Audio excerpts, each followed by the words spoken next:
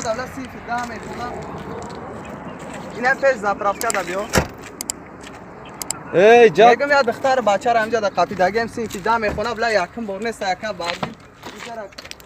مادر جوی دای بگو میشناسم آره.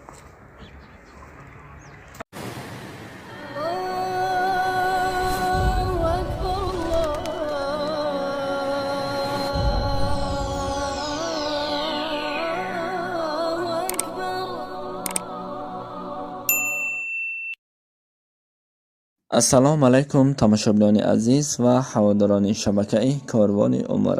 از شما خواهش میکنم نوار را با دقت تا آخر تماشا کنید. پیش از نوار را گذاشتن میخواهم کمی در این باره صحبت بکنم. اگر سخنهای من راست باشد یا اینکه دروغ است، فکر خود را حتما در کامنتری نویسید.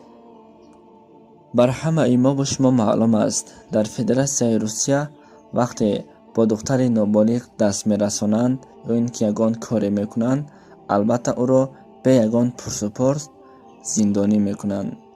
البته برای همین عین زمان در تاجیکستان ما هم چنین قانون ها هست. اما من به همان برادری که دختر صنف 10 را در قد راه برد، وقتی البته ما هر کار میکنیم فکر میکنیم که هیچ کس ما را نمیبیند، اما هر وقت خدا خواسته باشد در هر کجای هم باشیم، بیرون از کشور خود باشیم، وقتی یک گناه کرده شدیم، خداوند یک نفر شناس را برای ما پیدا میکند تا اینکه ما هم در نزد خدا و هم در نزد خلق شرمنده میشویم.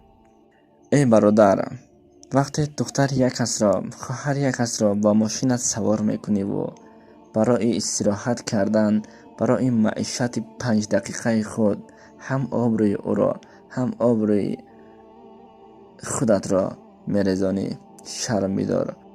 ای مرا نگاه دختر تو ای بنام برنست یکم بردی. مادر جوی دای بگو میشناسم